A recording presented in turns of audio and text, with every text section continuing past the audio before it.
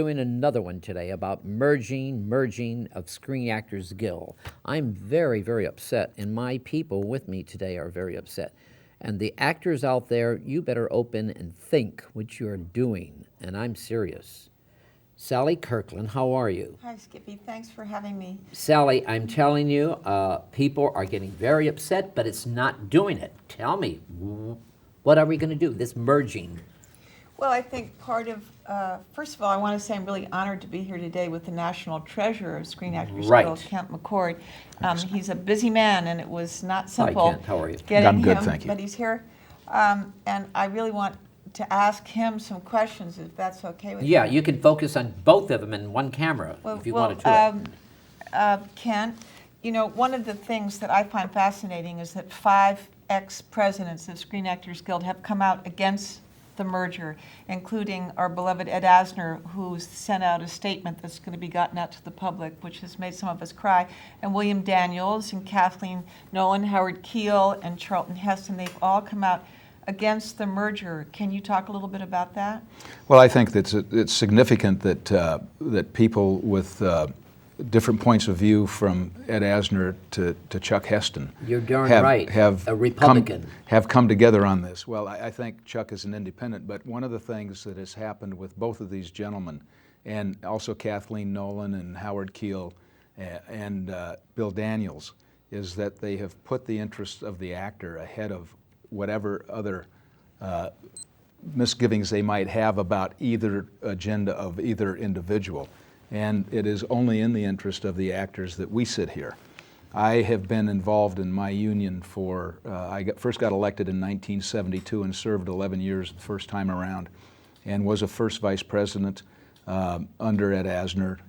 And then I kept work on committees, the Guild Government Review Committee that we have within the union that looks at the Constitution and the bylaws. I stayed active on that union, or on that committee in the union, and then also stayed active as a temporary replacement on the board of directors during that period of time, and then came back when another issue came up that was of great concern to me and other actors, and that was when we had an issue about the agents and allowing agents that represent us to be owned by the companies in part. Right. That hire us. And I thought, as the membership finally voted, that was a basic conflict of interest and an unresolvable conflict of interest, and did not bode well for actors.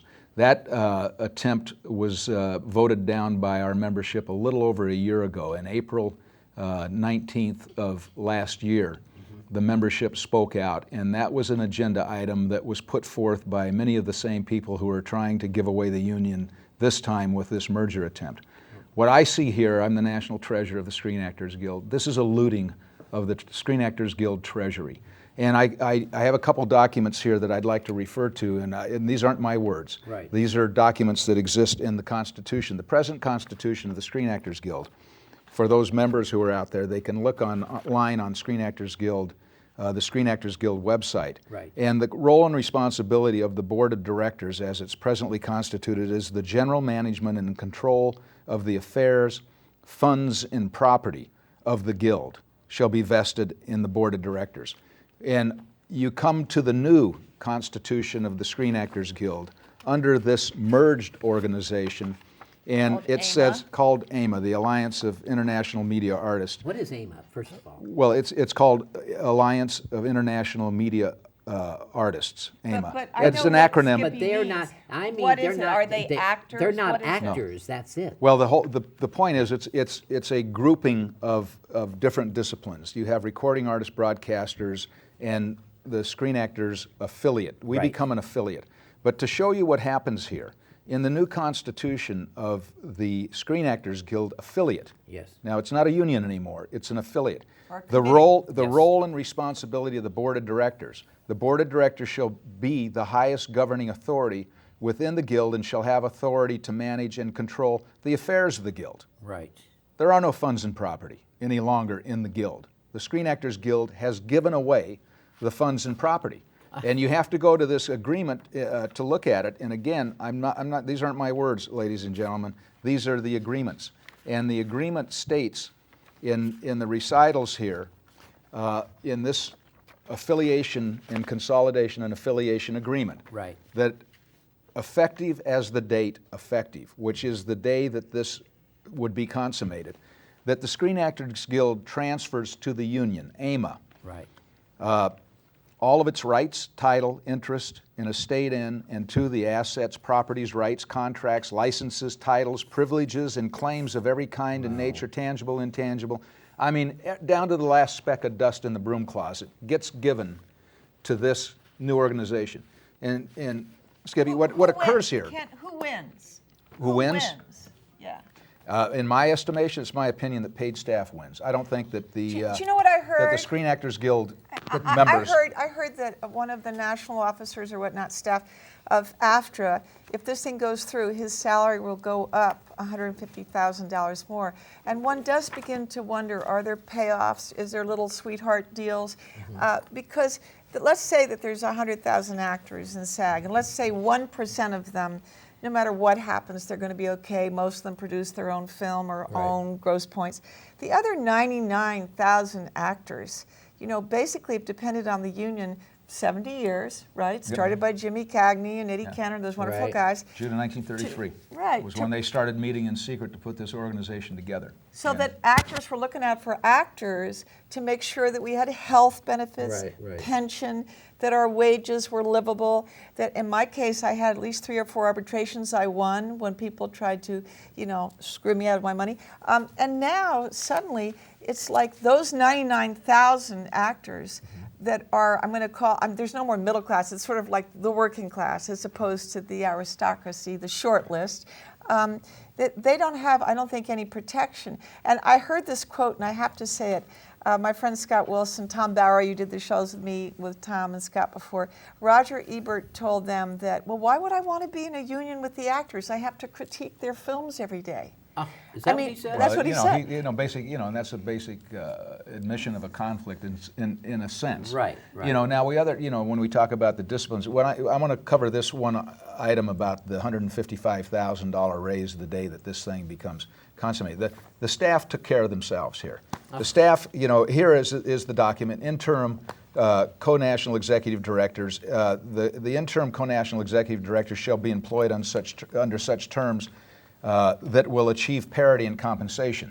And I thought for a while, well, they're going to make this thing an honest effort, and our guy, Mr. Pisano, would take a pay cut and come down to Greg Hessinger's in the interest of the membership. He's the one responsible, isn't he? He's the one that has put this thing together and put it on the rails and greased the rails to go. And you think he's getting paid underneath? No. I'm not going to. I want to also make everybody aware of the fact that those members, us who are elected, those members who are elected don't receive a dime for our dedication and all the service that we give.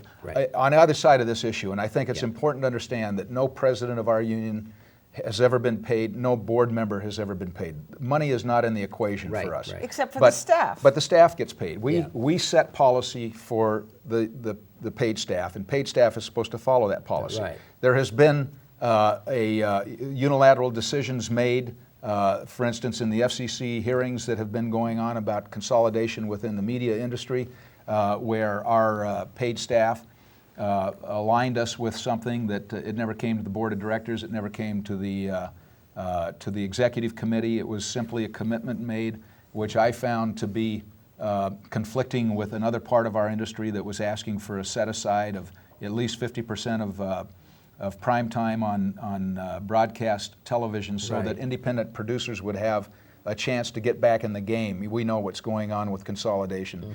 That has been supposed to be one of the impetuses that has created the necessity to rush into this ill-thought-out and ill-begotten merger of creating a brand new union out of 2 sovereign unions, and probably the greatest actors union in the world, the greatest hope for actors for protection and wages when they work on a set anywhere in the world. And I put this, as the treasurer of this organization, I look at it this way. You've got a great house over here and you've got an okay house over here, and someone comes to you and says, I'm going to build a 4-unit condominium. And all you have to do is put all your house, your car, all your bank accounts, everything that you own in that house into this. And same with after, you have to put everything that you own into this. And I'm going to build this wonderful 4-unit condominium, but I get the penthouse. I see. And then we're going to charge you anytime we need to upgrade this new 4-unit condominium. And now instead of having 2 single-family residents, we got to listen to people through the walls. I see. We have to live with And these people. non-actors, A non-actors. lot of too. conflict of interest. Yeah. Can I say a couple of things? The thing that really bothers me on a personal level the most, I mean, like in this country, we have Republicans, we have Democrats, some of my friends are now centrists, whatever, but everybody gets to speak out, right? Right. Well, in my understanding, and Kent can correct me at any moment, of the Screen Actors Guild Union, the union has always been democratic. Mm-hmm. We've had very rich actors, and we've had scale actors, Right, you know, people who are just hanging in, and diverse actors of all ethnicities. But it's been a democracy. What I feel is suddenly it's no longer a democracy. When I heard that almost $2.75 million of the members' money, and those are people that work hard to be able to pay their membership dues, right? That money was going for spin doctors and for lawyers to create all these pages to be sent out to the members. I want to tell you guys something funny. Are the members getting these pages? Yes, they are. The members are getting 122 pages of legal documents that they they have don't to look. understand. That they, you know, that I can tell you, you have to have an attorney to go through them. You have to, and let the me problem just is, Skippy, is that each one of them is interrelated to the other. So one thing says something in one, and then it relates and is compounded, or it is trumped in another. And you know, but you know, to relieve the members of much of the responsibility, I pointed out the 2 main things that exist in the Screen Actors Guild: old Constitution, the new one. Funds and property, forget it. Right. And then when you go to this new document, which is AMA, and again, I'm reading from the Constitution. Nobody has to take my word for it. I beg you who are actors out there. SaveSAG.com and David, our producer, But will put it on the screen. don't take my word for it. Read these words that are written. That this new Alliance of International Media Artists Constitution says that this Constitution shall govern, and that each of the affiliates, which the Screen Actors Guild becomes, the recording artist becomes, and the broadcasters becomes nothing but an affiliate. Each affiliate constitution and bylaws and each local branch constitution and bylaws shall contain a provision to the same effect, that this is the governing document. So, you know, you can throw out, if it's not in here, it doesn't matter what it says over there. I mean, they can create the committees, which the Screen Actors Guild really becomes a very expensive committee. We don't control our funds. We pay all of our dues into this new AMA. We don't know where our members' dues go. Well, it goes to this new organization, but they which can be take divided out up in 4 absolutely. places. But what some of your members, we have a lot of them, are they upset about it? Or The are people they, that are upset, you know, you I had know a Elliot few, Gould on your yes, show. but Valerie what Harper, is happening with the entire union Francis, members? The members who have taken the time to read these, all you have to do is read them, and the members that we're hearing from are against this. Really? They understand that it's a giveaway. They I understand have that to say, they Ken- understand that it's a sellout of the Screen Actors Guild into this new organization. It's nothing short of that. I live in a building with about 15 actors. They're like between 20 and 35. And I run into them in the elevator and I say, so I'm curious how you're voting on the merger. And they said, oh, Sally, I got all this stuff, pages and pages and pages. I'm not a lawyer. I'm an actor. Why do I have to understand this? I'm an actor. Why do I have to understand this legal? So I didn't read it, and that's what they said to me. Now I want to say this in terms of our pension welfare. Okay, so it's been known for some time that we are a richer union. We have 290 million. No, we got more than that. More than that. No, that's only a line of credit that No, I'm you talking can about exercise on. for people, you know, who are looking out for their pension. Let's say there's a figure of 290 million with SAG, and let's say there's 8 million with AFTRA. So what could happen for those coming up who want to get vested, who want to be able to look forward towards their pension, is that they're looking at a situation where we're bailing out a bankrupt union. AFTRA. I'm a member of AFTRA, so is Kent. It's not against AFTRA. It's just that why do we have to give the money that's been put aside for SAG members because of the mistakes of AFTRA? And, you know, I heard that a lot of my very famous friends I've worked with in movies over the years, you know, have gotten behind the merger. And when I checked out on it, I found out that they really hadn't read. That's why they got behind it. They just, somebody, maybe Mike Farrell or somebody called them up and said, you know, do this. But it's interesting. I happen to be a fan of Mike Farrell's acting. I think he's a wonderful actor. I've been watching him for years. I watched MASH 4 times, the original movie and all the series, and his current series.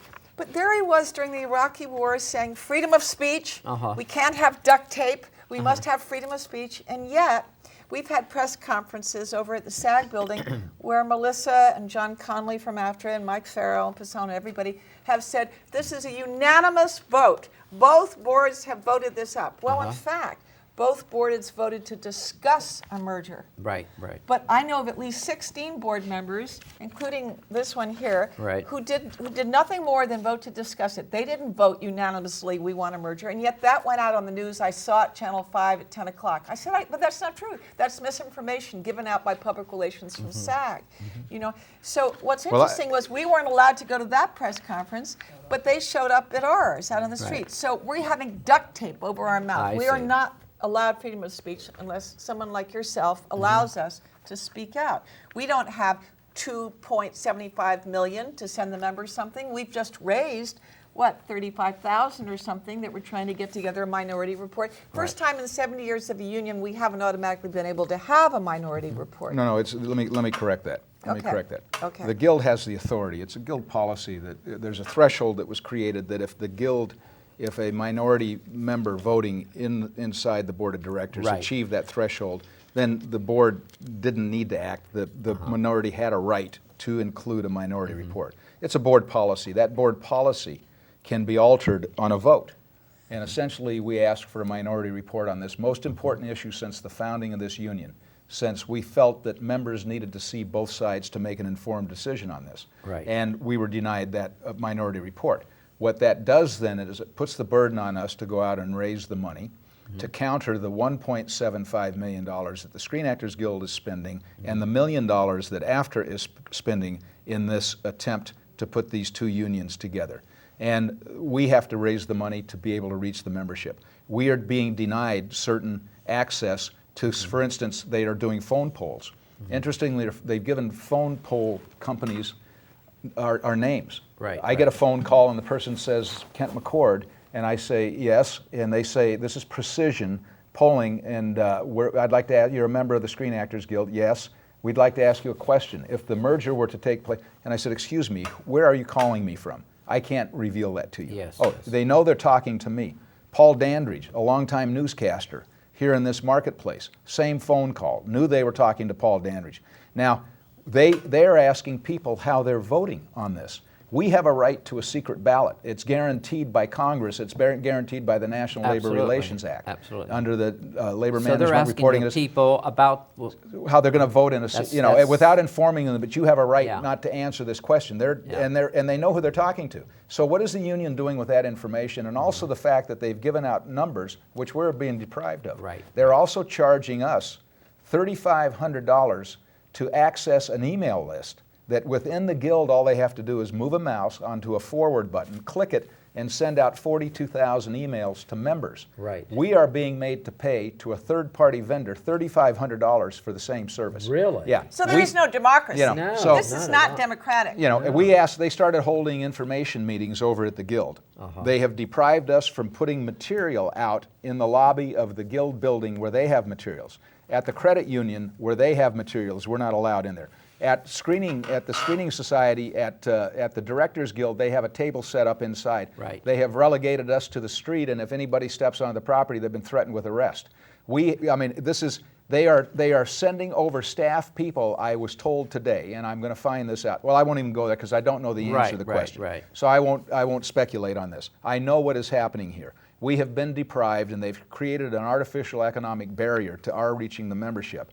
And then again, when we asked to be a part of the membership information meetings, to be able to sit at the dais and have the same type of interchange with members asking questions, we've been denied that ability. We had the ability to come in. And I'll give you an example of what's happened in the board of directors at Screen Actors Guild. I told you I've been a member for a long time of the Right. board. I've also been a past chair of the Agents Relations Committee. I've been a delegate to AFTRA conventions since Cleveland in 1981 or right. 82. I can't remember which year it was. And you fought for us in Sacramento?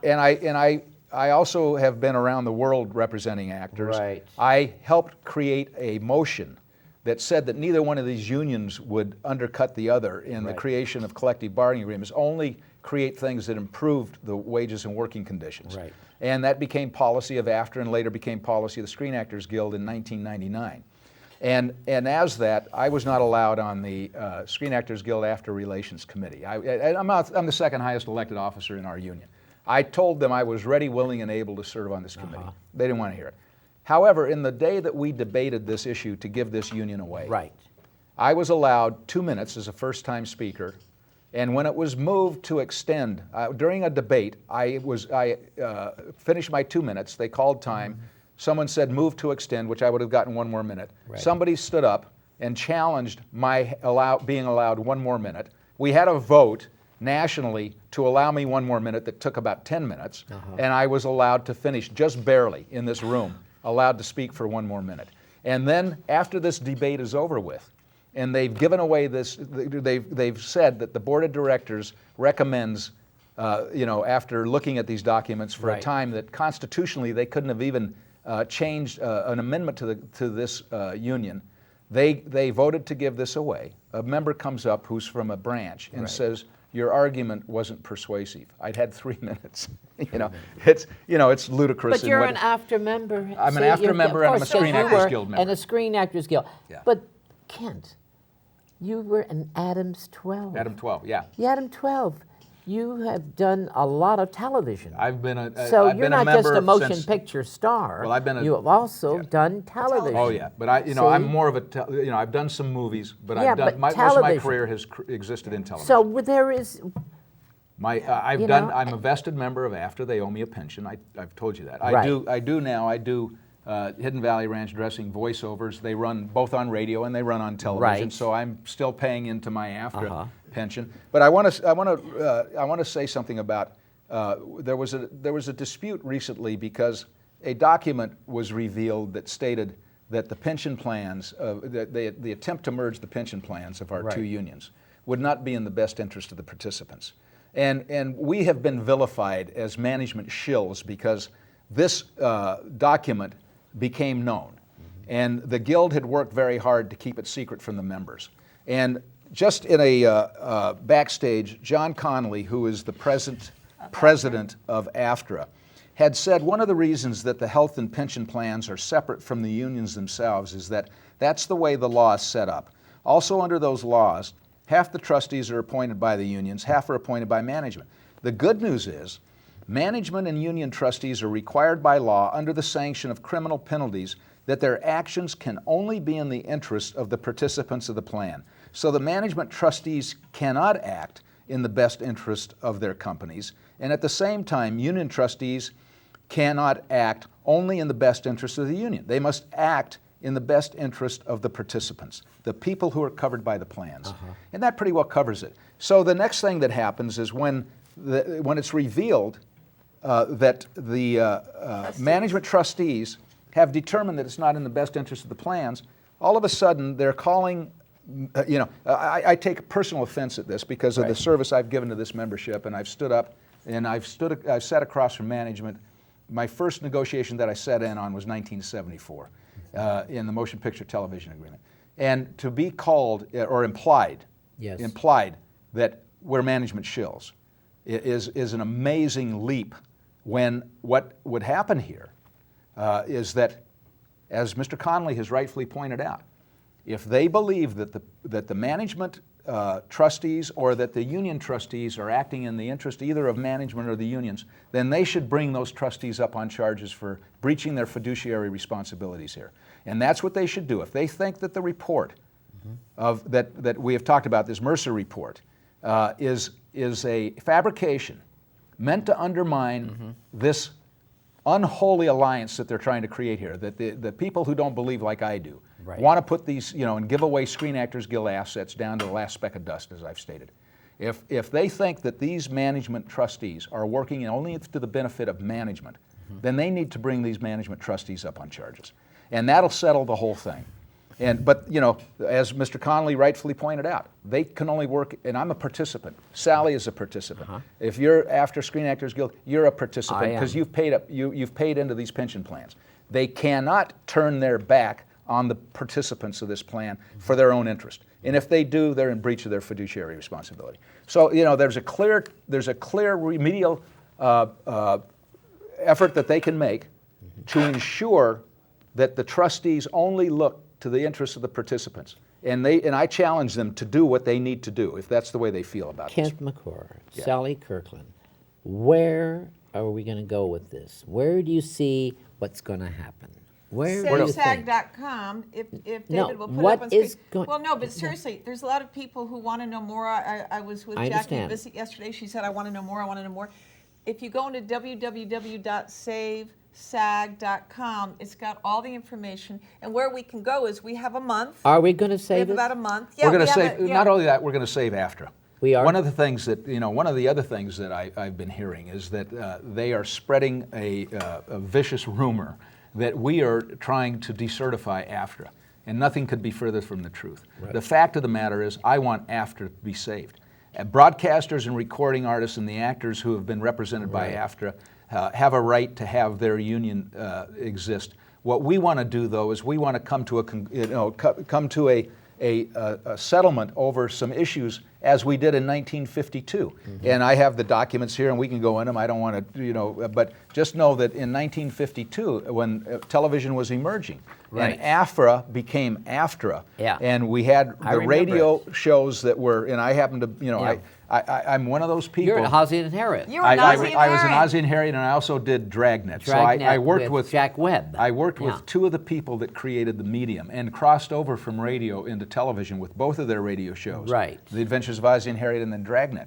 So, and then there was a dispute going on over jurisdiction at that time. And the National Labor Relations Board gave AFTRA live television that was created at the networks, and they gave the studios television stuff that were shot at the traditional motion picture studios to the Screen Actors Guild. Right. Both, whether it's shot on tape, and as in our collective bargaining agreement, they're also saying, oh, there's no jurisdiction over digital. And the people, that are behind the cameras here understand this very well. As used herein, and this is our 2001 Screen Actors Guild television agreement. Right. As used herein, the term television motion pictures means entertainment motion pictures produced primarily for exhibition over free television, whether made on film, tape, or otherwise, and whether produced by means of motion picture cameras, electronic cameras, or devices, or any combination of the foregoing, or any means or methods or devices now used or that may be hereinafter adopted. Go So- see Bruce Almighty. Oh, that's right. You're in Bruce Almighty, Sally. Do you have anything new out right now? No, I'm just I'm an concentrating on actor this? looking for a job. I just became. I want to. We're Yeah. here at a Go facility. I just became the first reserve officer in the history of the. Beverly Hills? It's the LA Unified School District LA Police Fire. Department. Really? It's a 320 person department. It takes care of 1 million students and administrators, 950 schools in the LA Unified. Congratulations. And I'm going to help them do a little recruiting and help them Well, And that's- all hopefully of protect you the youth of SAG, America. That's AFTRA really nice of Actors you. out there, Father, Mother, God, we ask you now for the light of the Holy Spirit.